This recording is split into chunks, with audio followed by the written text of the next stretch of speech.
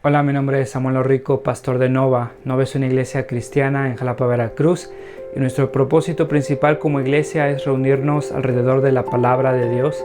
Creemos que Dios a través de su palabra es como transforma a su pueblo. Nos llama a creer, a arrepentirnos, a amar lo que antes aborrecíamos, a aborrecer lo que antes amábamos. Y entonces, antes de empezar con esta prédica, déjame recordarte un par de cosas. El propósito principal para subir estas predicaciones en línea es para aquellos comprometidos con una iglesia local que no pudieron asistir por cualquier razón a su iglesia este domingo. Estas predicaciones son un recurso para nosotros, para poder crecer, para poder escuchar la palabra de Dios. Sin embargo, creemos que un cristiano no puede existir sin una iglesia. Creemos que el contexto bíblico en el cual el cristiano crece y se sustenta como cristiano por la gracia de Dios es a través de su iglesia local, sometiéndose a un liderazgo local, amándose unos a otros, sirviéndose unos a otros, perdonándose unos a otros. Un cristiano no puede vivir su vida cristiana simplemente consumiendo predicaciones en una pantalla de su televisión, de su computadora. Entonces te animamos a comprometerte con una iglesia local. Si no pudiste asistir a una iglesia este domingo, nos da gusto que estés viendo este video. Disfrútalo, nuestra oración es que te sea de bendición. Sin embargo, si no te has comprometido con una iglesia local, mi oración es que puedas comprender que el amor de Dios se refleja en medio de su pueblo, mostrándose en la iglesia local. Nuestra oración es que Dios siga transformando nuestro país, que el Evangelio siga siendo proclamado, que la sana doctrina siga expandiéndose en nuestras iglesias y cada vez más cristianos podamos adorar a ese Dios soberano que nos ha mostrado su gracia a través de Cristo a pesar de lo que somos. Pablo después habló de casos de inmoralidad sexual dentro de la iglesia, abordó esos temas. Después pasó varios capítulos hablando de la libertad que tiene el cristiano para hacer o no hacer ciertas cosas y cómo debe ejercer esa libertad con sabiduría. También habló de matrimonio, ¿te acuerdas? Resolvió varias dudas en cuanto al matrimonio e incluso aprovechó para aconsejar a los solteros con respecto a la elección de su estado civil. Y finalmente, hace 8 días, Sam nos hablaba en el capítulo 10 de cómo Pablo advierte a estos cristianos de la iglesia de Corinto de que muchos se estaban engañando. Pensaban que eran cristianos, pero en realidad no lo eran. Y les decía 2 cosas. La primera, la cultura no te hace cristiano.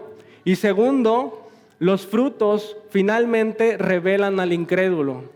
Y entonces llegamos a este capítulo 11 y Pablo va a abordar otro problema en esta iglesia, pero ahora un problema que se presentaba en las reuniones semanales. Y a través de esto Pablo nos deja ver que en una iglesia siempre va a haber 2 tipos de personas. Y es así como vamos a dividir nuestra porción de hoy. Así vamos a dividir la prédica. Primero vamos a ver que el que se sirve a sí mismo divide o perjudica a la iglesia, pero el que muere a sí mismo edifica. El que se sirve a sí mismo divide, el que muere a sí mismo edifica. Así que, ¿qué les parece si oramos rápidamente nuevamente para poder pasar ya a la porción? Señor, te damos gracias, Padre, por este tiempo que nos regalas. Te rogamos que tú seas con cada uno de nosotros, Padre, conmigo, para poder explicar de forma clara lo que dice el texto. Señor, que no ponga de mi cosecha, sino simplemente exponga aquello que tú me has mostrado, Padre, y te ruego que tú hagas un milagro en nuestros corazones, Padre, que nos sigas transformando, que nos sigas moldeando a la imagen de tu Hijo, Señor, para edificar a tu iglesia, Padre, en el nombre de tu Hijo Jesucristo. Amén. Sale, entonces fíjate, Pablo nos introduce al problema desde el inicio, ahí en los versículos 17 y 18, dice: al darles las siguientes instrucciones, no puedo elogiarlos, ya que sus reuniones traen más perjuicio que beneficio. En primer lugar, oigo decir que cuando se reúnen como iglesia, hay divisiones entre ustedes, y hasta cierto punto lo creo. Cuando se reúnen como iglesia, hay divisiones entre ustedes, dice Pablo. Pablo va a hablar de estas reuniones semanales, dominicales, como la que nosotros tenemos hoy. Y el problema, dice, es que ya traen más perjuicio que beneficio. La Reina Valera lo traduce como: ya no se congregan para lo mejor, sino para lo peor. algo estaba pasando en estas reuniones que ya se estaban dividiendo. En lugar de edificar a la iglesia, se estaban dividiendo. Fíjate ahí en el 20 y 21. Dice, de hecho, cuando se reúnen, ya no es para comer la cena del Señor, porque cada uno se adelanta a comer su propia cena, de manera que unos se quedan con hambre mientras otros se emborrachan. Y a lo mejor te preguntas por qué comían tanto y bebían tanto en la cena del Señor. Tenemos que recordar el formato que tenían estas reuniones en esta época. Aparte de la enseñanza, estos cristianos tenían algo que llamaban una cena ágape o una cena de amor. Después de esta cena pasaban a participar de la cena del Señor, el pan y el vino, y terminaban con un himno de alabanza.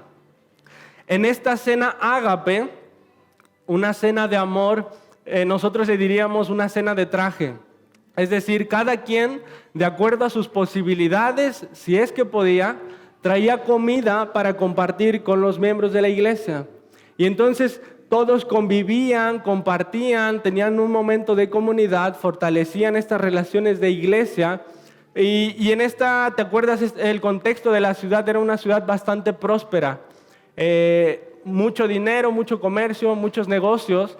Entonces probablemente a la iglesia asistían personas de poder adquisitivo bastante alto, pero Pablo nos deja ver que también había personas que no tenían absolutamente nada.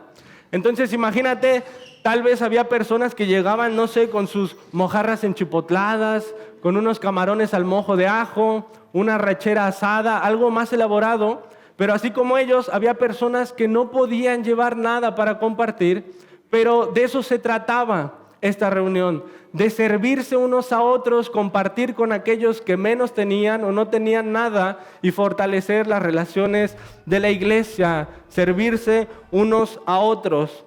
Pero el problema, nos dice Pablo, es que esto ya no está pasando. Dice, cada uno se adelanta a comer su propia cena, unos se quedan con hambre mientras otros se emborrachan. Esto ya es un relajo, dice Pablo, prácticamente. Imagínate que aquel que llegaba con sus mojarras enchipotladas ya no las presenta a la iglesia para compartir, sino se sirve él mismo y tal vez a su familia o uno que otro que le cae bien, pero ya no es un servicio para la iglesia, ya es un servicio para sí mismo. Y dice Pablo que este egoísmo está causando divisiones, está fracturando, está lastimando a la iglesia.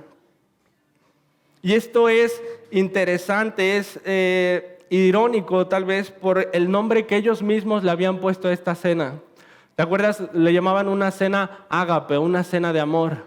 Y nosotros cuando hablamos de amor utilizamos la misma palabra para decir que amas a tu mamá o a tu papá que para decir que amas a tu perro o la comida, unos tacos, ¿no? Pero en el griego se utilizaban palabras diferentes. Entonces, por ejemplo, si tú hablabas de un amor sexual, se utilizaba una palabra, pero si hablabas de un amor de familia o de amigos o de hermanos, se utilizaba otra palabra.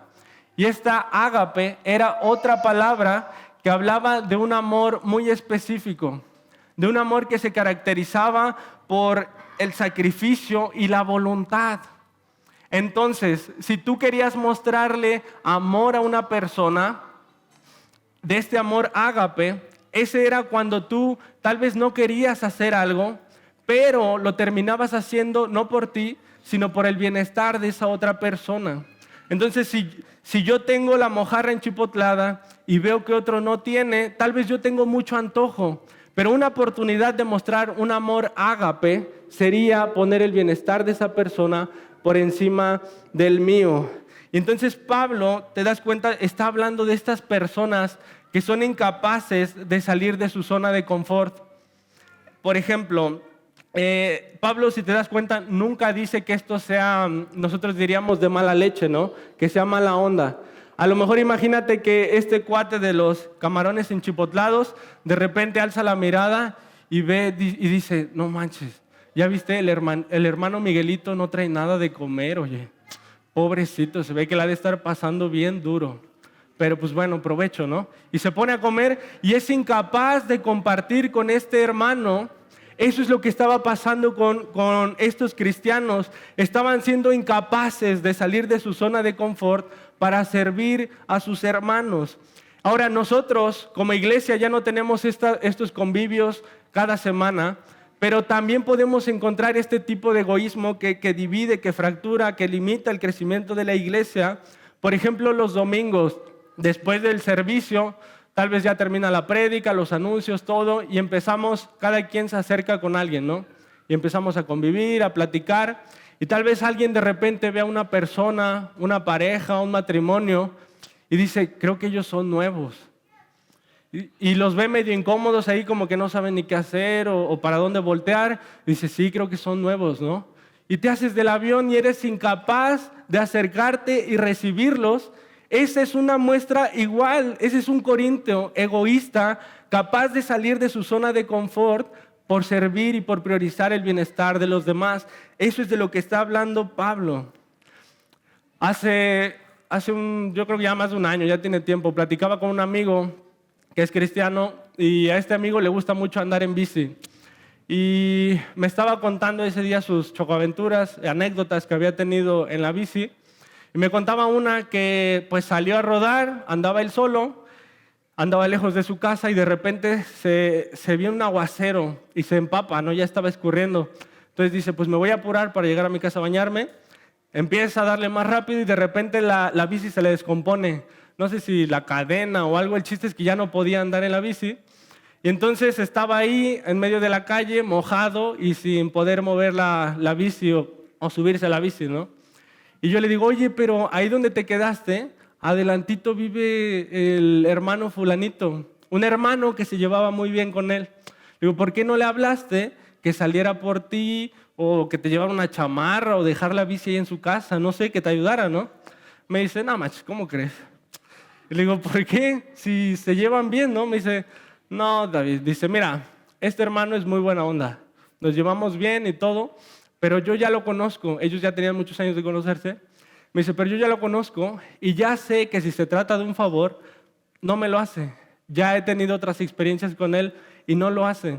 Es una persona, me dijo, que si no le beneficia, no lo hace. Y yo sentí muy gacho por esta persona, ¿no? Cómo se expresó de ella. Y fue algo que se me quedó, ya este amigo se fue, y yo me quedé pensando, y después dije, ¿qué pensará la iglesia de mí? ¿Será que me ven como un hermano, un cristiano al que puedes incomodar por pedirle un favor? Y es una buena pregunta que podríamos hacernos. ¿Será que la iglesia te percibe como un cristiano que es capaz de morir a sí mismo, de ser incomodado, de salir de su zona de confort por servir a su hermano?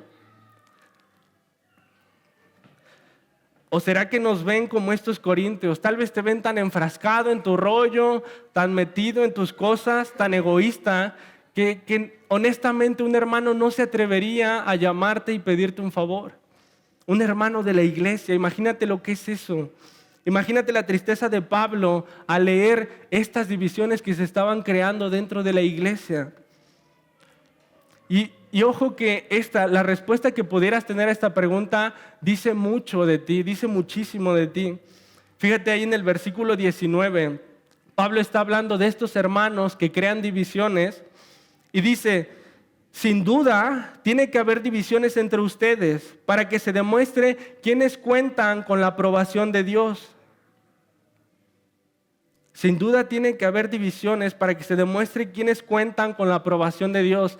Fíjate, Pablo se entera de lo que está pasando y Pablo dice, mira, no me asusta que haya divisiones, es normal, incluso necesarias para que se demuestre quiénes han entendido lo que se les ha enseñado. La traducción en el lenguaje actual dice, para que se vea quiénes son los verdaderos seguidores de Cristo. ¿Qué es lo que está diciendo Pablo? Que tú puedes conocer a una persona a través del comportamiento que tiene en la dinámica de iglesia. Si una persona es capaz de morir a sí misma por servir a su iglesia, esa persona sin duda ha entendido el evangelio. Sin duda ha sido transformado, ha cambiado sus afectos. Pero una persona que se muestra egoísta, que es incapaz de servir sacrificialmente, es porque no ha entendido. Fíjate esta cita. Dice, el amor ágape no viene a nosotros de manera natural. Debido a nuestra naturaleza caída, somos incapaces de producir ese amor. Si hemos de amar como Dios ama, ese amor, es decir, el amor ágape, solo puede venir de su origen. Solamente una persona que ha sido transformada por el Evangelio va a ser capaz de mostrar ese amor a su iglesia. Date cuenta de que cada una de las acciones que tú tengas está aportando o está lastimando la edificación de la iglesia. Una persona que se muestra egoísta, se muestra incrédula. Y esto es algo que nos ha pasado bastante en la iglesia.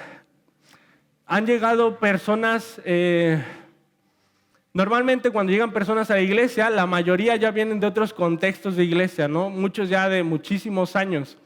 Y entonces nos ha pasado mucho que cuando llegan, platicamos con ellos y decimos, no manches, estas personas nos van a ayudar un chorro. Dicen que llevan muchos años en iglesia, dicen que son maduros, que entienden el Evangelio. Seguramente nos van a aportar un chorro a la iglesia, nos van a aliviar muchas cargas que la iglesia tiene que atender. Pero tristemente pasa el tiempo, después nos acercamos, platicamos y nos dicen que van a dejar de asistir. Y entonces les preguntamos por qué.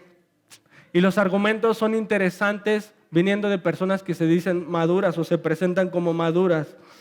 Nos dicen cosas como, es que fíjate que nunca pudimos encontrar como comunidad. Nunca encontramos una persona con la que nos lográramos identificar, hacer una buena relación. Y entonces nos sorprende y le decimos, ¿de verdad? O sea, en tu grupo pequeño, ¿nunca encontraste una persona con la que conectaras? Ah, no, es que no iba a los grupos pequeños, nos dicen. Pues si no vas, es difícil que puedas conocer a una persona. Nos dicen, no, pero es que fíjate, nadie nos ha invitado a comer a su casa. O el pastor no ha ido, o nadie nos ha hablado. Entonces, honestamente, el primer pensamiento es, pues no que eras maduro, pues no que entendías, no que nos ibas a echar la mano. Una persona de esta forma simplemente está revelando su incredulidad. Porque si te das cuenta inconscientemente, ellos no están viniendo con la idea de buscar a quién servir, sino ver cómo los sirven. No están viendo a quién pueden contactar, sino que nadie los contacta. No están viendo a quién pueden invitar a su casa, sino que nadie los ha invitado a la suya. Y ojo, que esto no es una excusa para que tú no te acerques a los nuevos, sino simplemente que una persona madura, una persona que ha entendido el Evangelio, no está preocupada por lo que no han hecho por él, sino por lo que puede aportar a la iglesia, cómo puede edificar a la iglesia.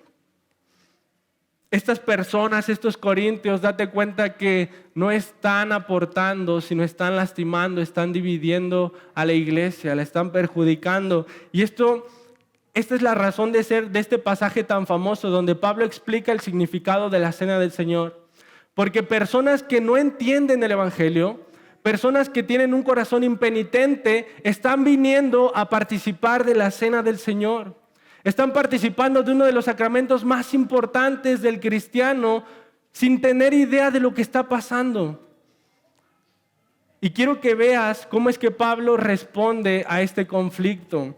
Del versículo 23 hasta el 25 es el pasaje que siempre leemos aquí para la cena del Señor. Pablo responde con el Evangelio y es algo que ha hecho a lo largo de toda la carta. Para todos los conflictos que enumerábamos al principio, siempre Pablo ha respondido con el Evangelio. Fíjate, algo que me llamaba la atención es que Pablo pudo haber dicho, bueno, miren, si el problema es el desorden de la cena, vamos a quitar la cena. Solamente nos vamos a concentrar en lo importante, en la prédica y en la cena del Señor. Pero no dijo eso. Tampoco dijo, bueno, si el problema es que se está volviendo muy repetitivo la cena, ya no lo vamos a hacer cada semana, lo vamos a hacer cada mes. Pablo sabe que el problema no es de formatos, no es de pasos a seguir, el problema es en el corazón del hombre. Si una persona ha de ser transformada, va a ser transformada por el Evangelio, no por formatos. Versículo 23 al 25 dice, yo recibí del Señor lo mismo que les transmití a ustedes, que el Señor Jesús, la noche en que fue traicionado, tomó pan y después de dar gracias, lo partió y dijo, esto es mi cuerpo que por ustedes entrego. Hagan esto en memoria de mí. De la misma manera tomó la copa después de cenar y dijo, esta copa es el nuevo pacto en mi sangre. Hagan esto cada vez que beban de ella en memoria de mí. Hace poco en la semana platicaba con una amiga en cuanto al servicio y la elección del servicio.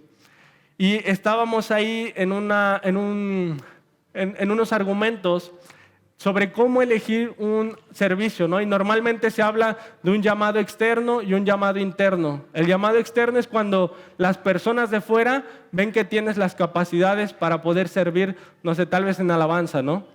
Pero también debe haber un llamado interno. Y teníamos esta plática sobre cómo es el llamado interno. Y muchas veces le decía yo a ella que muchas veces el llamado interno no se trata de sentirte súper emocionado por estar ahí. Muchas veces te diría que va en contra de eso, ¿no? De simplemente ver que hay una necesidad y que tú puedes aportar a la iglesia de esa forma. Pero Sam nos ha hablado de este cristiano del mínimo esfuerzo, donde tú te dices cristiano, ¿no? Y yo soy cristiano, vengo a la iglesia, pero nada más me interesa venir y escuchar. No estoy dispuesto a hacer algo más. O bueno, tal vez, mira, ayudo aquí en la limpieza o ayudo en esto, pero si me pides algo más que ya me requiere más tiempo o más esfuerzo, en eso ya no estoy dispuesto a hacer. Ese es el cristiano del mínimo esfuerzo. Y quiero que veas cómo es que el Evangelio te habla de un amor ágape, de un amor sacrificial que va mucho más allá de eso, de tu zona de confort, sino que te lleva a la incomodidad. ¿Te acuerdas de Mateo capítulo 26, versículo 38? Es la noche antes de ser crucificado Jesús. Está con sus discípulos y les dice, esta es la angustia que me invade, que me siento morir. Esta es la angustia que me invade, que me siento morir. Cristo estaba angustiado por un momento al que no quería llegar, y lo podemos ver en su oración en el versículo 39, dice, yendo un poco más allá, se postró rostro en tierra y oró, Padre mío, si es posible, no me hagas beber este trago amargo, pero no sea lo que yo quiero, sino lo que tú quieres. Estos pasajes me gustan porque hacen evidente el hecho de que Cristo no quería llegar a ese momento, tenía miedo de ser separado de la comunión con el Padre, de ser avergonzado, de ser humillado, de ser maltratado. Esos son momentos que normalmente todos queremos evitar. Cristo quería evitar, le dice, si es posible, no me hagas beber este trago amargo. Es decir, si hay otra forma de poder cumplir con tu plan de redención que no sea esta, pues ojalá que se pueda, porque esto va a estar difícil, va a ser duro.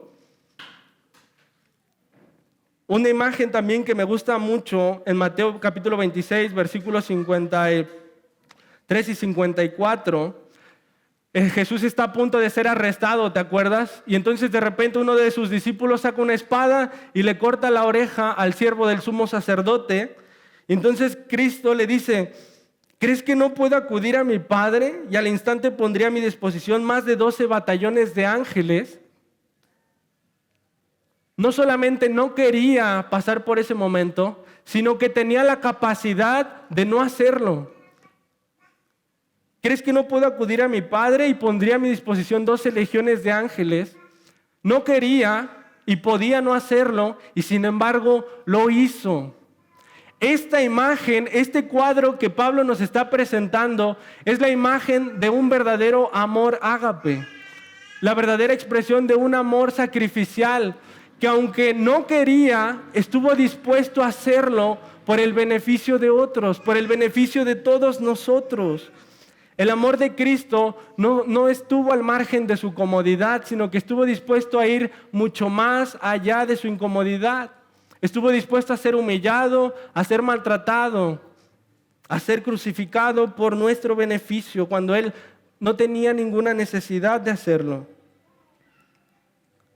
Ahora, te tengo una buena noticia. A lo mejor tú nunca vas a tener que morir físicamente por otro hermano. Pero hay muchas otras formas en las que eres llamado a morir a ti mismo por tu iglesia.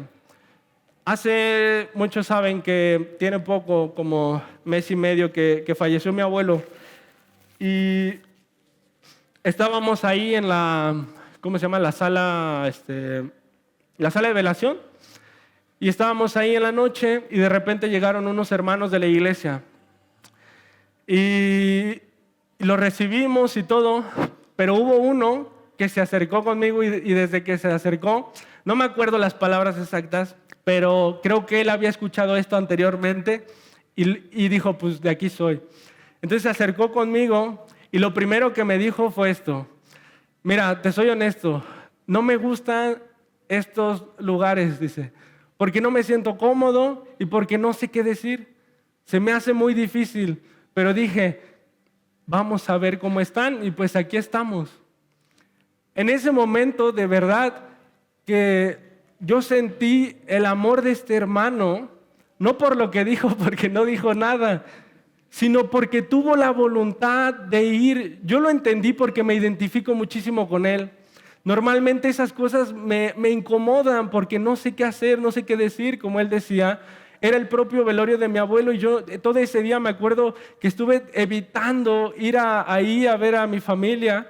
No me gusta ver a la gente llorar, no sé qué decir. Entonces cuando él se acercó y me dijo esto, yo me identifiqué con él y yo pude entender lo difícil que pudo haber sido para él decidir ir a vernos. Tal vez tenía muchas cosas que hacer. Tal vez tenía su familia, tal vez tenía trabajo, tal vez tenía muchas cosas que hacer y sin embargo fue. O a lo mejor piensa que no tenía, y esto yo creo que sería más interesante, que no tuviera nada que hacer, nada de trabajo, ya había terminado todo, pero simplemente esa hora era su hora de descanso. Su hora en que cenaba, su hora en que estaba con su esposa, su hora en que descansaba, veía una serie o una película. Y fíjate que él tuvo la voluntad de renunciar a esa comodidad por ir a incomodarse con nosotros. Ese es el amor del que Pablo está hablando, que vemos en el Evangelio. Un amor sacrificial que está dispuesto a ser incomodado por el beneficio de otros.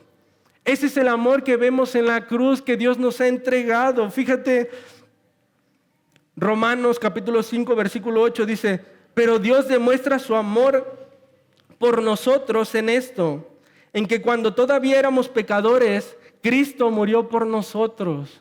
Ese es el amor sacrificial, que aunque yo no gano nada, el beneficio del otro es primero. Y no lo hago por esa persona, sino porque Cristo me lo ha mostrado en la cruz. Solamente ese amor va a ser capaz de transformarnos. Y date cuenta que esta persona no solamente estaba edificando nuestra relación, sino que al mismo tiempo estaba edificando, estaba fortaleciendo las relaciones de la iglesia. Juan capítulo 13, versículo 35.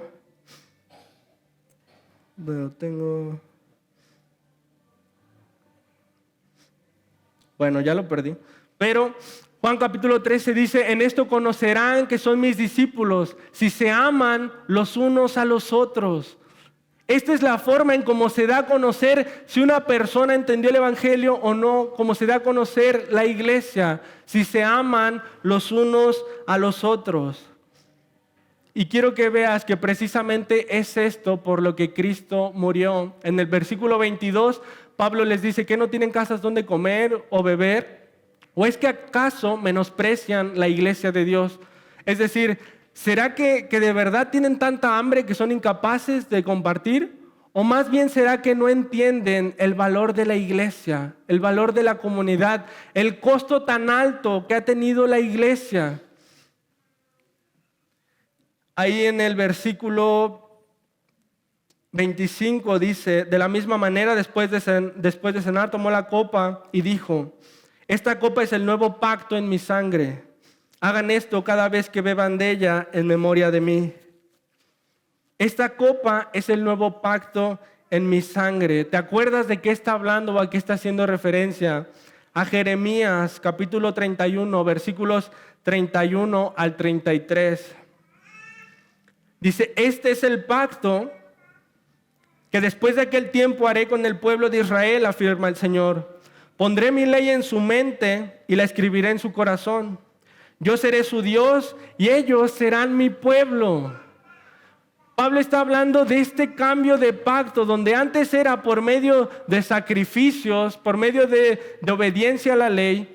La sangre de Cristo está sellando, está confirmando este nuevo pacto que Cristo hace con su iglesia. Rescatarlos no por su obediencia, sino por los méritos de Cristo. Dice, pondré su ley en su corazón, yo seré su Dios y ellos serán mi pueblo. Es un pacto que Dios ha hecho no contigo como cristiano aislado. Es un pacto que ha hecho con su pueblo. Ha redimido a su iglesia en unidad, no dividida, sino junta, unida. Es lo que ha rescatado Cristo. Entonces fíjate, mientras estos corintios pretenden dividir a la iglesia por su egoísmo, lo que ha hecho Cristo es rescatarla, es unir a un pueblo por medio de su amor, por medio de su sacrificio. Fíjate esta cita, dice, estas palabras de Jesús, cuando dice, hagan esto en memoria de mí, dice, estas palabras de Jesús son más que una apelación para que se recuerde intelectualmente su persona. Más que un ejercicio mental del individuo comulgante, la cena del Señor involucra una conmemoración de parte de la comunidad creyente, es decir, la iglesia, del sacrificio, la muerte, la resurrección y la segunda venida del Señor. Implica un acto recordatorio de un grupo de creyentes en conjunto. Ese es el pueblo de Dios. Cuando participamos de la cena del Señor, lo hacemos como pueblo de Dios. Cuando recordamos la cena del Señor, no es un recordatorio de una persona nada más, como cuando te acuerdas de tu abuelito o de tu abuelita. Es una conmemoración de todo lo que Él hizo por nosotros como iglesia, no como cristianos aislados, como iglesia. Y entonces, ahorita te están pasando un poco de pan y de jugo y vamos a participar de la cena del Señor. Y quiero que veas en los últimos pasajes cómo es que Pablo hace una advertencia a la iglesia. Dice así, versículo 27, por lo tanto, cualquiera que coma del pan o beba de la copa del Señor de manera indigna, será culpable de pecar contra el cuerpo y la sangre del Señor.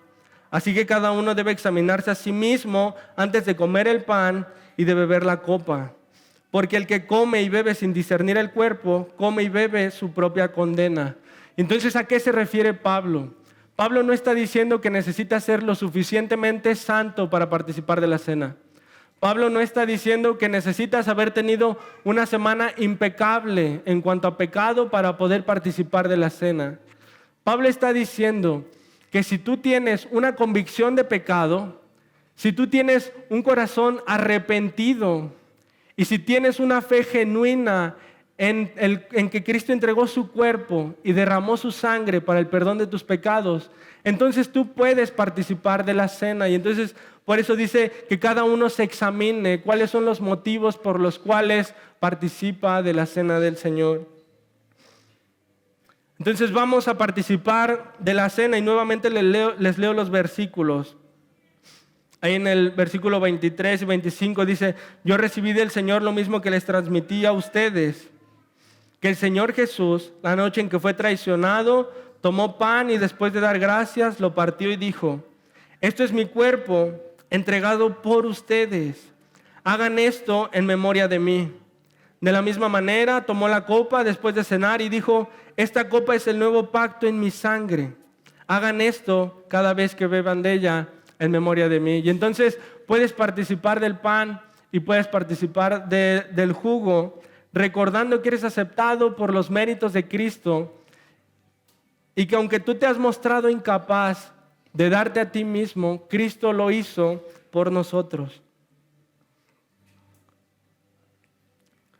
Padre, te damos gracias, Señor, una vez más por este tiempo que nos has regalado. Te agradecemos por recordarnos una vez más cuál es la esencia de la vida cristiana. Padre, cuál es la esencia de nuestras reuniones semanales. Padre, te ruego que tú seas con nosotros, Señor, que nos ayudes a poder entender, a poder experimentar de tal forma ese amor que tú nos has mostrado en la cruz. Padre, que indudablemente podamos ser movidos a ser un cristiano dispuesto a morir a sí mismo, Padre, por el beneficio de tu pueblo, de tu iglesia, Padre. Te damos gracias por los méritos de Cristo, Señor. En el nombre de tu Hijo Jesucristo. Amén.